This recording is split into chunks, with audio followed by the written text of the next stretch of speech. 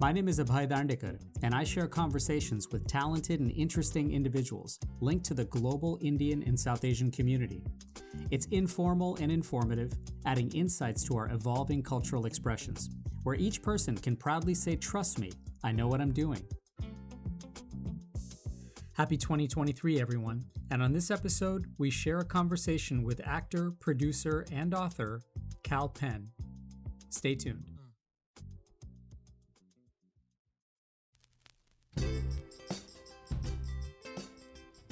So 2023 is upon us, and Happy New Year to everyone. Let's make it wonderful. And speaking of wonderful, thank you so much for listening to this and for sharing it with your friends and family, for rating, downloading, and subscribing wherever you get your podcasts, and for following us on social media at Dr. Abhay. I've been definitely thinking a lot lately about how we can sometimes live in many multiverses, and perhaps each parallel or serial iteration is another step in our journey towards self-awareness. I found it equally important to savor the idiosyncrasies and imperfections of each version in an effort to find peace, humor, and motivation. In fact, Trust Me, I Know What I'm Doing was frankly born out of my own musings over life's surprises, discovering who we are and who else is out there, the incredible ridiculousness of it all, the comforting and motivating moments, the answers, and equally important, the questions. So I was grateful to chat with someone capturing all of this beautifully and thoughtfully through art, humor, public discourse, and self-expression, the very talented Kal Penn, who's also known as Kal Penn. Kal is originally from New Jersey, born to Gujarati immigrant parents, and studied film and sociology at UCLA. His acting talents emerged through film roles in Van Wilder, the Harold and Kumar series, and The Namesake, and continue to blossom over the years in roles on television and movies like Superman Returns, House, Designated Survivor, and Sunnyside, the patriotic immigration sitcom that he co-created for NBC. Now, in Kal's multiverse, the call of public service was also strong, as he served as an associate director of the White House Office of Public Engagement, serving as President Obama's liaison to young Americans, Asian Americans, and Pacific Islanders, and the arts community. He made numerous contributions on a range of issues and committees and served as co-chair for the Obama-Biden re-election campaign in 2012. But perhaps the best window for many into Kal's world came from his book, You Can't Be Serious, a memoir which became a national bestseller in 2021 and was released on paperback this past summer. He offers a heartfelt and refreshing account of his journey growing up, getting through the brown Catch-22 of Hollywood, serving his country, and meeting his future husband, all through his personal tone of storytelling that's intelligent, candid, invitingly awkward, and of course very funny. This past year, among his many credits, he helped produce and appear in Hot Mess Holiday and played Miku in the animated Mira Royal Detective. Recently, he's acted on Disney Plus's The Santa Clauses and is set to serve as a guest host on The Daily Show. Now, we caught up recently to chat about it all, but it was important to me, to start things off properly. Let's actually do this properly. Let's start off a little bit better than that. Game Cho, Kal Penn. Oh, Game Cho tame. So how many podcasts have you been on where we're starting off all brown and Guju like that? Brown, there are several, but Guju, this is probably the first. That's the first? Okay. Well, it's the first with a proper Game Cho, I appreciate that. And not being Guju myself, hopefully I nailed that one. You did, yeah. I didn't know. I actually had Sean Desai, who's used to be the defensive coordinator for the Chicago Bears, and now he's a defensive coach for the Seattle Seahawks. And I tried desperately to see if he could do some sort of like defensive call at the line, like the Game Cho weak side safety blitz or something. Yeah. I'm like, no one's going to ever see that coming. So, right, totally. What did he say? Yeah, I don't think that went very far. So, okay, sure. I've asked this to others, but in your head, when you hear someone say Game Cho or speak in Gujarati or call you Kal Penn, do you think or respond differently, perhaps? If you're talking about like an auntie yelling at me in Gujarati, yes, of course. Right. You might be thinking and running at the same time. Yeah, right. I think what's interesting about that question is, if for folks who are bilingual or more, you think and dream and all of those things in multiple languages. And so if I'm only speaking Gujarati for a prolonged period of time, then you're thinking in Gujarati and all of that. So So the answer to that question is sort of depends on the scenario. Yeah. But otherwise, no, because I guess, you sort of switch back and forth between languages. What's interesting to me, English is my first language, Yeah. but then there are some words that I don't know because I've never heard them in English. Right. It's like okay, there are just no words in English for words that there are in Gujarati, like Yeah. asansi. Asansi is in English it's tongs, I guess, but it's not really tongs because Right. it's a specific type of stainless steel tong that's used to lift a The pot that chai. has a lip on it. Yeah. Yeah. Yep. So that's asansi, but there's no like look at all those English words I had to use to describe what asansi is. Anyway, so a very long-winded way to answer your question, but I guess it just depends on sometimes. Yeah. I'm wondering, like, we probably grew up in a generation where just code switching was just the norm, and I wonder if it depends on the context. Like, if you were at work and all of a sudden someone who you didn't expect said, "Hey, Kal Penn, how about getting me that sanchi over there?" You might sort of be taken aback a little bit. I'm imagining. I don't know. I mean, I guess it depends. Like, right? Like, you sort of rarely hear Gujarati spoken in the workplace anyway. So, yeah, I haven't really been in that situation. It's interesting question. Yeah. And I wonder, by the way, if that code switching is just inevitable, especially like, toggling back with your family when you're in school, when you're at work, that you're probably it's baked into you to code I, switch. I mean, look, in my case, my background was a little bit different in that I grew up in a fairly, I call it like, the town was white diverse, Yeah. meaning that a lot of kids spoke different languages at home. It was a lot of Jewish families, a lot of Polish and Italian families. So the idea that you were bilingual was not as different, just because plenty of people had that home experience. Um, I just think it. I remember not code switching per se, but just not wanting to have to explain everything. Do you know what I Yeah. mean? Like, Yeah, I oh, do. what were you speaking? What were you saying? I'm like, just shut up, man. We weren't talking about you. I promise you, we weren't talking about you. My God, the arrogance. So I think it's just more than that. It comes from that place, and I think about this often. I wrote a book, the subtext of which is Yeah. how systems can and do change over time.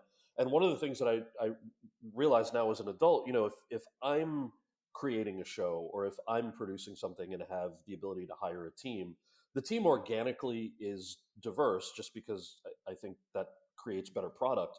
Yeah. But within that, it's also so refreshing that you don't have to explain yourself, right? You're in a Right. diverse writer's Right. room. And if a large number of those very funny, overly qualified writers also happen to come from immigrant families, then there are just some things that you don't have to explain when you walk into Yeah. the room. And that's really refreshing and certainly not something you have as a kid, no matter how diverse your town is.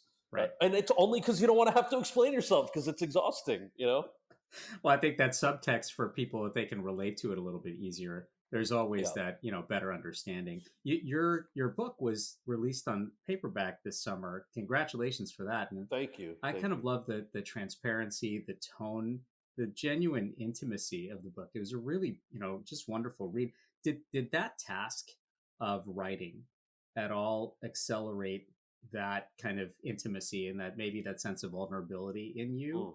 Or has that always kind of also been baked into some of your skills as a storyteller?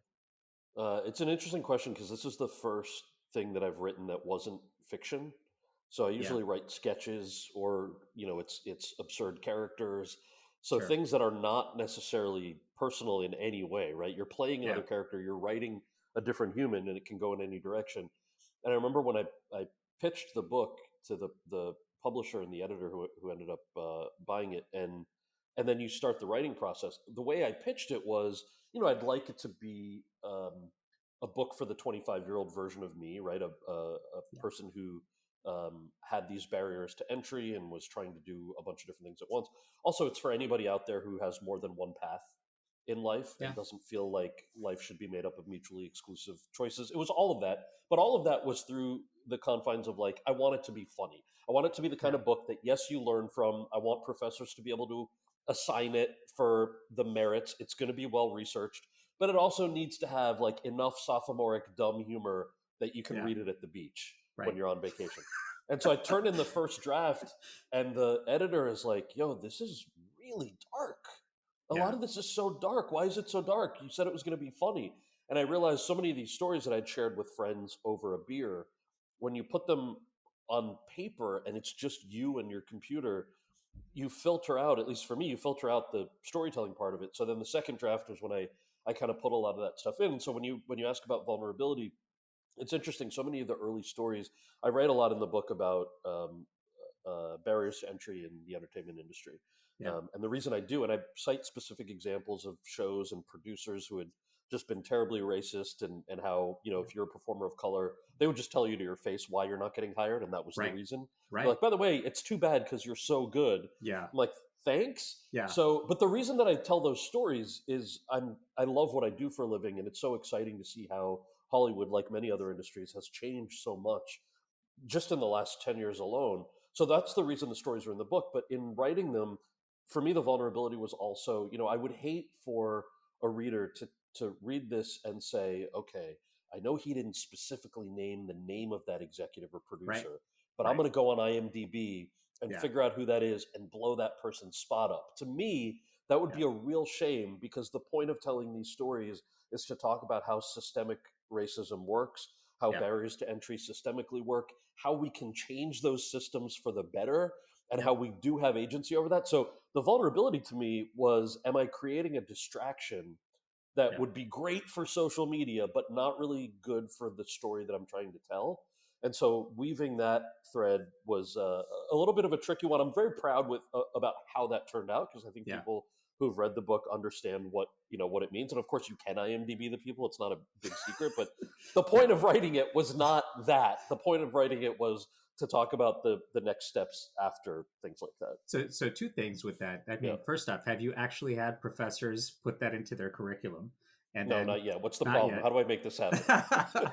let's do that part. And then second off, is it for that matter easier for someone who has broken through from the outside with the success you've had to tell that story versus someone who's going through that? Perhaps is there a different lens that you have now retrospectively saying, hey, look, I can share this much easier now, or for that matter, you have maybe some licensure to share that versus someone who might actually be in it? Yeah, well, I mean, that's part of the reason that I share those stories, and it's not just for the person who's in their 20s who's dealing with early career uh, barriers to entry or anything like that. I mean, of course, it is if you're an actor, great, but whatever Yeah. your field is, it's sort of the point was severalfold. One, what any of us who were coming up 15 years ago dealt with, thankfully, is not the exact same thing of what you're dealing with now. But there are parallels, and I think that context is helpful. If for no other reason, this is such an overused phrase, thankfully, these days, but like the shoulders that I stand on are Yeah. people in the entertainment world who happen to be South Asian and many other backgrounds, but many of them are people whose names we might never know as household names, not because they didn't go Right. to drama school or because they're not talented, but because the opportunities that they had didn't exist. And I was privileged enough to have certain opportunities they never had, but without their encouragement and the things that they did, I wouldn't have had those, right? Yeah. They were almost the ladders that really Yes, of course, brought a you. hundred Yeah. percent they were. Yeah, my hope is, yes, if somebody's going through something, and I've had people slide into DMs saying exactly what you're asking, Yeah. which Yeah. is like, hey, thank you for writing this chapter. It made me feel a little less alone because I'm the only XYZ in my company, and I know that it's tough for the following reasons that you articulated, and there was nobody who seemed to understand that. Like, great, or Fantastic. it's Yeah. or even the opposite, where it's like, hey, I'm an Indian engineer, my company is all brown people. That's crazy that you guys in the entertainment or political world experience all of this. We had no idea, right? Literally Yeah. the opposite take. Yeah. And I think that's helpful too. So Yeah. Well, and hopefully there are people who maybe feel that reading that is the passport for them to actually share their own sure. stories, whether that's actually through a DM sliding to you, Mm, or actually in their own world, or for that matter, the people who are in some ways kind of part of that systemic or yeah. structural racism architecture, and now hopefully poised to tear that down. Yeah. You talk about in the book about this epiphany moment, which is actually kind of cool. The confluence of watching Mississippi Masala and then, sort of performing in The Wiz that served as that Yeah. sort of ignition point for Yeah. you. In reflecting on it now, does some version or proxy of that strange kind of combination of theatrical acumen and sort of appropriate representation, does that still resonate and motivate you, even now? You know, the idea of representation mattering, it's something that it's the type of thing that I think if you grew up seeing people who look like you regularly on screen, then of course it's natural for you to probably be like, what's the big deal? I don't understand why that matters. And the only way that I can sort of explain it is if you don't see characters who look like you sort of feel like your opportunities in the world might be limited. And to me, there's a great media theorist named Peter Fang, whose work I really enjoy. And he, in one of his books, talks about how it's problematic to talk about representation through only the lens of whether something is positive or negative, Mm, because who is the arbiter of whether something is positive or negative, right? It's dehumanizing to suggest that things can only be positive or negative, because most of us as humans have this very flawed, fleshed out life. And so Mississippi Masala, this Mira Nair film, was the first time I saw brown characters who a looked like me on screen but were flawed. yeah, And the families had problems and they were racist and they made love and they loved each other and they were yeah, funny and all of that. So when I have this conversation with folks who maybe grew up seeing themselves all the time, like, your opportunities seem limited because you don't get the full breadth of the human experience.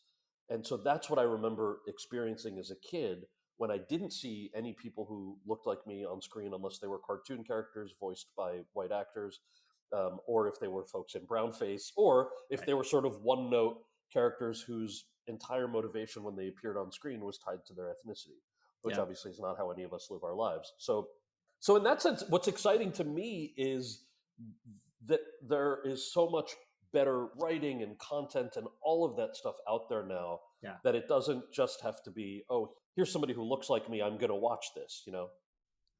You're listening to Trust Me, I Know What I'm Doing. After a quick break, we'll come back to our conversation with Kal Penn. Stay tuned. Conversation. It's the antidote to apathy and the catalyst for relationships. I'm Abhay Dandekar, and I share conversations with global Indians and South Asians so everyone can say, trust me, I know what I'm doing. New episodes weekly, wherever you listen to your podcasts.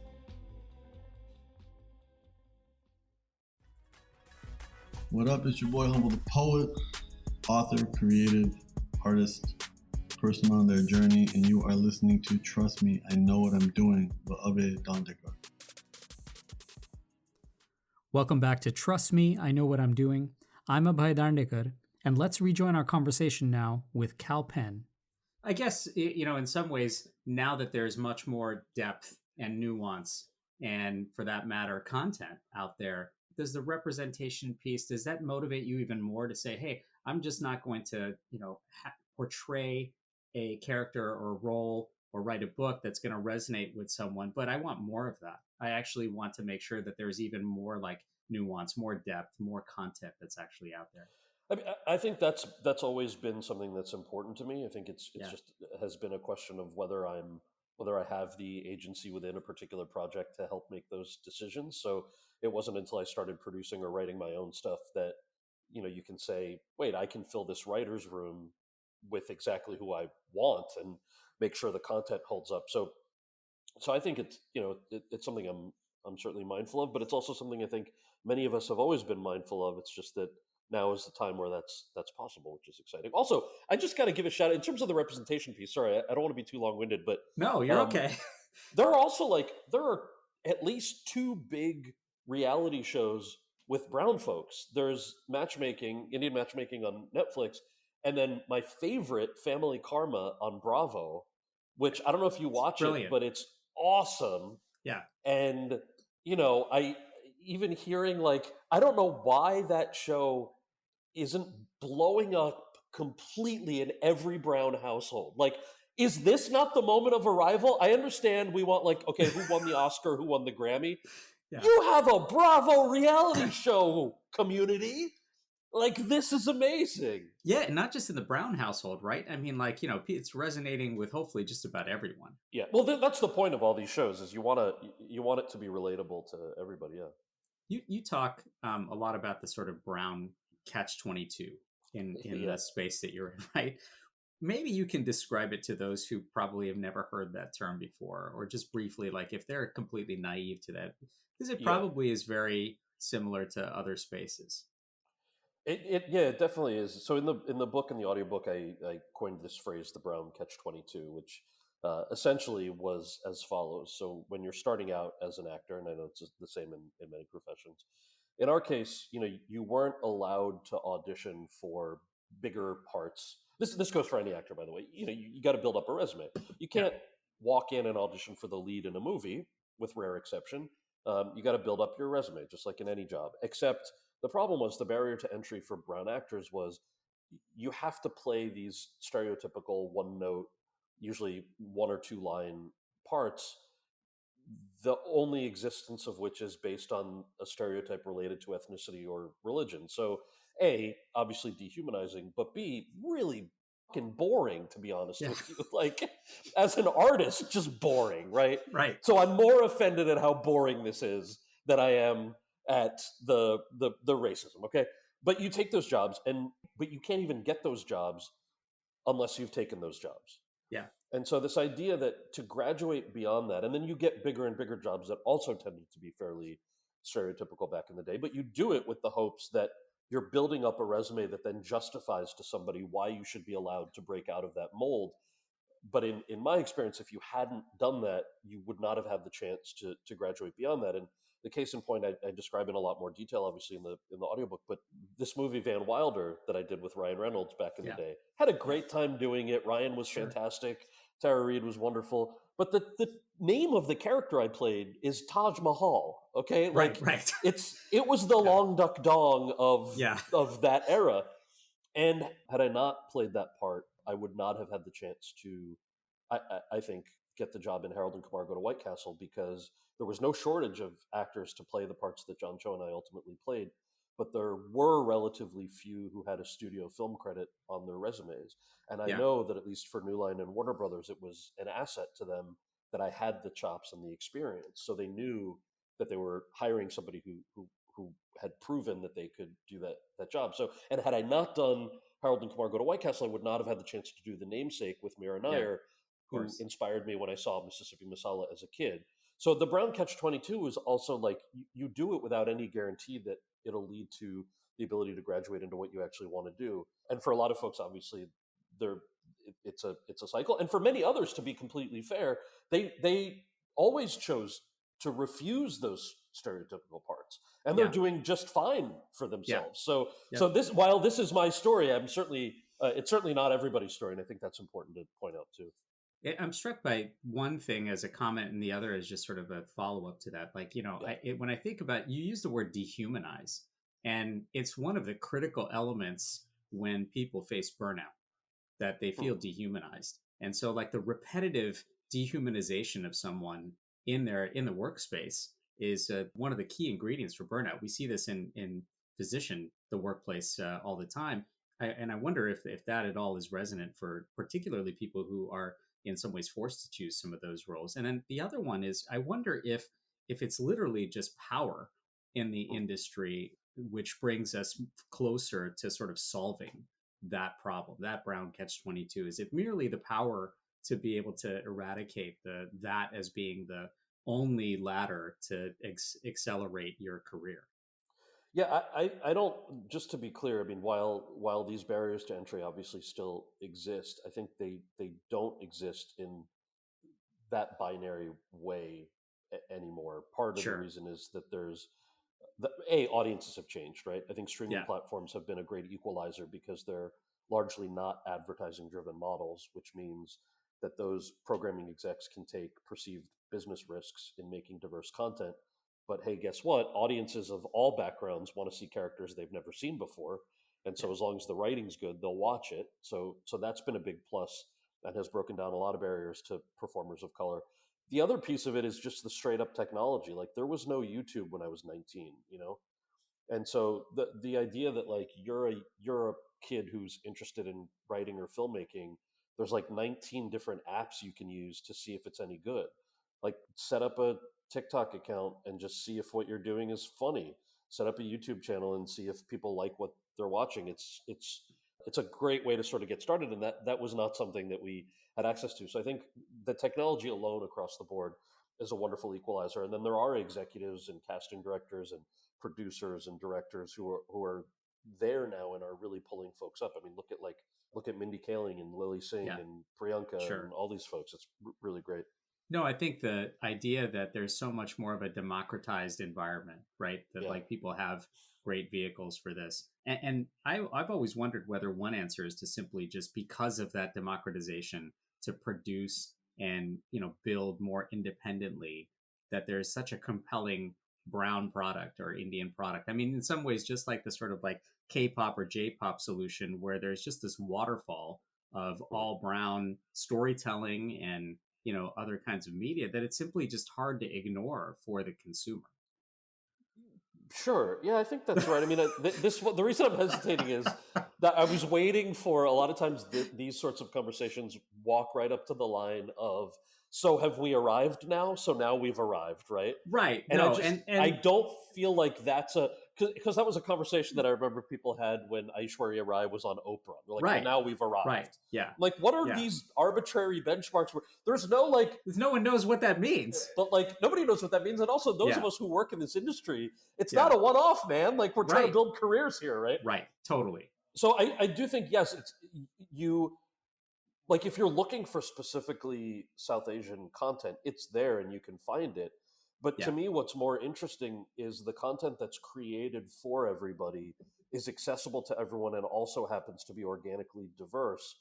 I think that's a great thing, because what I love about what I do is the shared human experience of making Right. somebody laugh, especially if they're in a demographic that they never thought they would enjoy a character that I'm playing, right? Right. But they are enjoying it. Like that's the kind of stuff you really love. Maybe that's the I have to tell you, by the way, you must really love the holidays, because with Hot Mess Holiday last year and the Santa Clauses this year, Yeah. that probably is a good reflection of that, right? I mean, like people looking at your characters and seeing like some kind of resonance there that makes them smile or Yeah, gives them I at hope least so. some pause. I hope so. I mean, look, and I'm playing the evil guy in the Santa Clauses, Right. so that's even more fun. There you go. You wrote about inspiration from Mira Nair and sort of guidance from Sonia Nikore. How comfortable have you felt in this role for others now, sort of serving as a mentor or even a lighthouse in the industry? It's very kind of you to say. I think you never think of yourself in this way, and then there are sometimes. I mean, look, there are stories in the book that I told also for this reason, where there was no book or manual or even really that many people I could call to say, how do I navigate this thing, And Sonia Nikore, who for folks listening don't know, she at the time that I was writing about was the only South Asian TV executive in Hollywood, and I had a general meeting with her. I really had no business meeting her. I had just graduated from UCLA, but she met with me because she wanted to sort of be encouraging, and she said, if I can ever be helpful, give me a call.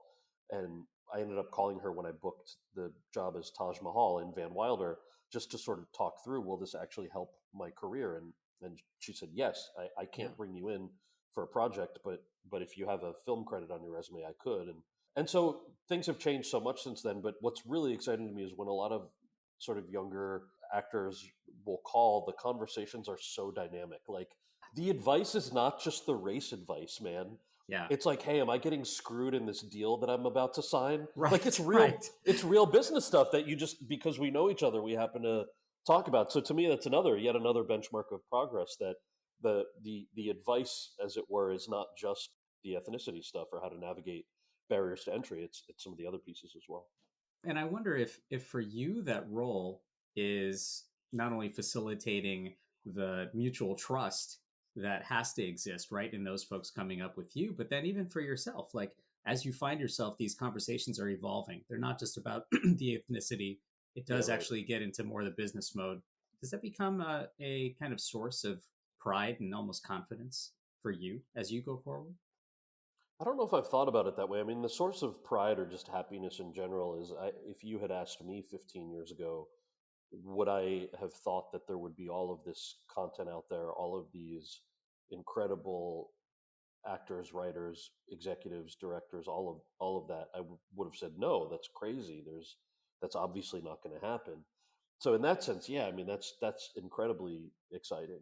And I also think what's cool is that I lecture a lot at colleges, and inevitably there are just a wider array of Asian Americans majoring in other things other than the sciences. Not that there's anything wrong with that, doctor, No, but I got you. but Yeah. but it's nice that it's sort of expanded. But then it also introduces these conversations of like, someone will raise their hand and say, hey, I really want to be a dancer or an actor Right. or some sort of an artist, but I can't convince my parents to let me. Do you have any advice? And I'll say, well, what's your major? Like, I'm a pre-med major. Like, okay. Yep.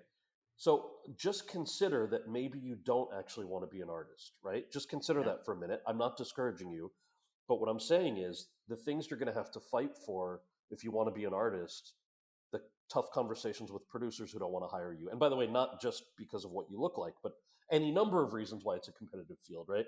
Sure. Those conversations are going to be way tougher than a conversation with your parents about what you want to major in. Yeah. And I don't know your parents, so obviously take that for what it is. But I'm going to guess that whatever those barriers to entry are going to be tougher. So if you're not ready to have the conversation with the parents, you probably don't want to be an artist badly enough, but you like the idea of it.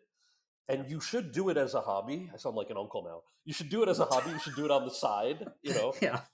But the reason I'm excited about those types of conversations is the people who do choose to pursue it as a career do it with the same seriousness that our community knows we require of doctors, engineers, astrophysicists, any other profession that we know how to handle.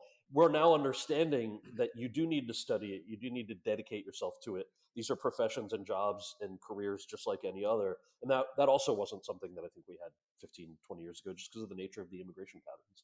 Is this the natural next step for you to evolve into Tapu Uncle in the emerald green Mercedes with your car phone? Is that what's happening here? Oof, I still take the subway, and I don't have an emerald green Mercedes, but might be close. Yeah. I don't know. No, but right. I mean that idea that like you share these conversations and they come naturally. I mean, I just wonder if this is kind of the natural part of gracefully aging and maturing in just about any setting that you're in, especially if you've had the experiences that you've had. I wonder if that comes as a natural for you. At least it sounds like it does. Yeah, I mean, that's, I don't really know how to answer that because I haven't thought about that, You're listening to Trust Me, I Know What I'm Doing. After a quick break, we'll come back to our conversation with Kal Penn. Stay tuned. Every story told is a lesson learned, and every lesson learned is a story waiting to be told. I'm Abhay Dandekar, and I share conversations with global Indians and South Asians so everyone can say, trust me, I know what I'm doing. New episodes weekly, wherever you listen to your podcasts. Hi, this is Madhuri Dixit, and you're listening to Trust Me, I Know What I'm Doing with Abhay Dandekar. Welcome back to Trust Me, I Know What I'm Doing. I'm Abhay Dandekar, and let's rejoin our conversation now with Kal Penn. I wanted to ask something slightly different. You've had a front row seat to this, obviously, but if President Biden called you today and asked you, what does it feel like to be an Indian American or a South Asian American, and what would you tell him? I'd probably be like, what, I'm not allowed to have opinions on anything else? No. Right? Because isn't that interesting? This is like, I think Margaret Cho had this really funny quote about how, I mean, this was like in the 90s, but she's like, anytime North Korea does something crazy, like cable news will call to see if I'll come on. Yeah. And she's like, I have opinions on things besides what North Korea's doing. So it's always funny. But no, I think, look, those conversations are obviously incredibly important, especially when different communities are talking about things like violent crime or hate crimes, when there are health and language and economic disparities even within the South Asian community, right? The immigration patterns, the background of various subgroups is so different. So I think those would be the conversations to have. And I'm giving you sort of a nerdy but truthful answer. When I worked in the Obama-Biden administration, one of my jobs was outreach to the Asian American Pacific Islander community. And so I know that President Biden and at that time President Obama were very well aware of all of these different tiers of wanting to make sure that everybody has a seat at the table. So I feel like the conversation would be about that. It would be less macro. Hey, Cal, how does it feel today compared to 20 years ago? I'd be like, well, sir, here's my book. Yeah, right. Yeah. But if we want to talk about sort of the in the weed stuff, I think that's what's interesting. And I think the current administration is doing a great job at all that as well. People are always drawn to you and others for a variety of reasons. I mean, for you, for your performances, for your persona, for, as an Indian American, as a gay engaged man, as a Hindu, and the many more that I haven't even used here, right? I mean, are all these descriptors critically important? But are they inevitably unfortunate when you're trying to unify these tribes and these communities around some kind of American story? And I'm maybe not describing the question very well, but I think that we all have these sort of descriptors in our lives, and we gravitate towards communities that fit those descriptors. But does that also in some ways kind of push us into these communities and put these silos there without kind of unifying us as one sort of big giant American community or an American story?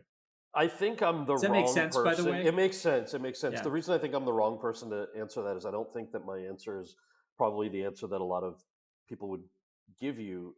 And I think part of it goes back to like the town that I grew up in, right? So I was not the kid who felt like he had one foot in two different worlds, right? Sure. I just sort of felt like, yeah, I'm bilingual. We speak English in Gujarati at home. I speak English at school. All of the cultural stuff that I think a lot of people felt like they had to pick between as a kid.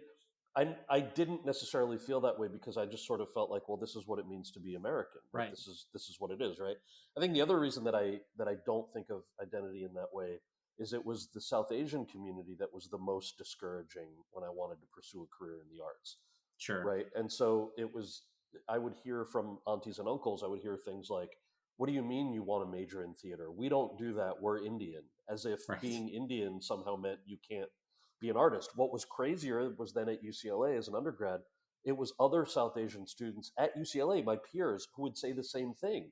Yeah. They would say like, oh, you're such a sellout. You're not really Indian because you're pursuing the arts. I'm like, what is wrong with these people, right? So in my case, it was the opposite of, I think, part of the question that you're asking, where I didn't feel like I was being siloed based on any sort of identity.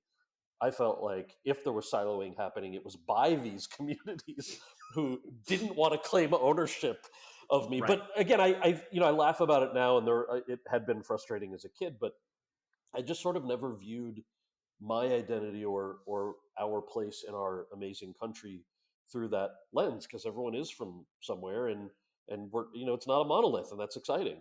But I'll extend this a bit further, even into politics. I remember getting into some pretty heated debates with some other friends, both brown and not, about Indian Republicans. Yeah. There's the two most prominent that I can think of right now are Bobby Jindal and Nikki Haley, two governors of deeply conservative states. Obviously, I would disagree with their politics vehemently.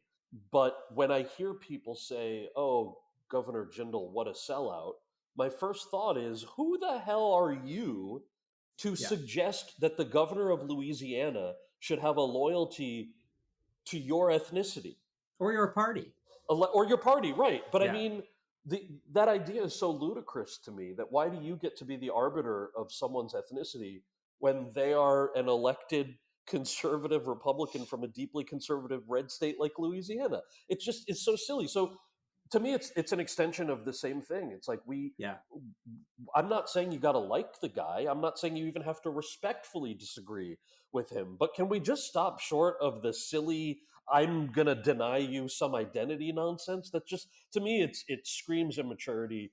And I just also don't find it helpful. Sorry, that's a big extension from your No, question. I actually appreciate that, because I wonder if, because people take those identity tags and they do exactly what you just said, which is like, that person's a sellout, they don't belong to my tribe. And I'm going to just basically not acknowledge their capacity. Right. And how do we basically get away with that? Not just in the brown community. I mean, putting tags on people it's just unfortunate. I know. I mean, well, this is what's really funny is I'm like, y'all realize like you can knock on Bobby Jindal for being a bad governor, like a bad person, and perhaps you should. Right, with regressive policies. That's what you should go after him for his policies, not his ethnicity. Yeah.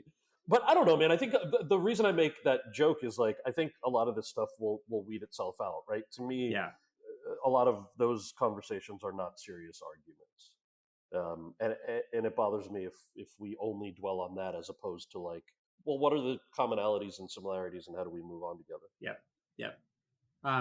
Your storyline and your experience has so many sort of surprise shifts and angles and textures and contours to it. It sort of makes it so refreshingly nonlinear in that way.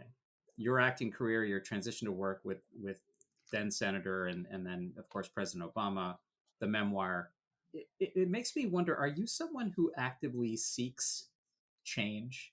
Do you actively seek out shape-shifting? Or do you actually think about risk with more of the optimism and hope than perhaps, and maybe that's something that's evolved for you?